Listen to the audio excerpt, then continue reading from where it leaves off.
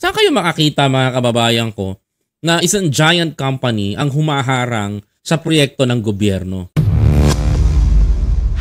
Because the 1987 Constitution, like I said mga kababayan ko, it's for mayaman, hindi for mahirap.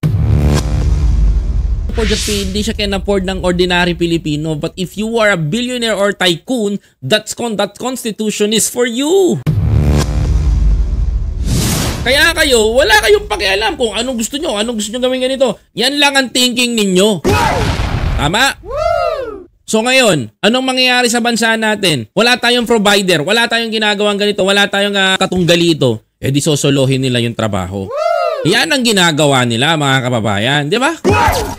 Ngayon, gumawa si PBBM ng Konektadong Pinoy Bill. Yan yung pantapat sa inyo. Wow! At ang matindi pa nito, mga kababayan ko, mga kapatid, for 2 years, papagamit ni PBBM yung, parang bubuksan yung access nila para makakonect yung papasok na telco.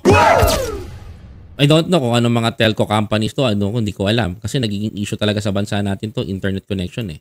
Kasi importante ang internet connection mga kababayan ko. It can boost our economy. So totoo lang. Malaking tulong ang internet speed kung ang ekonomiya natin ay mabilis. Mga kababayan ko. Totoo lang mga kababayan ko. Kailangan ng bansa din natin yan. Isa pa, mga kababayan, papailan nila idadaan nila sa korte para ma-TRO tong Konektadong Pinoy Bill. Saan kayo makakita mga kababayan ko na isang giant company ang humaharang sa proyekto ng gobyerno? Alam mo ano panlaban ng mga businessman na to? Mga kababayan ko. Alam nyo, you know what's the reason? Narinig nyo naman eh. Mga kababayan eh. Constitution. Because under the Constitution, yun yung pumuprotekta sa kanila.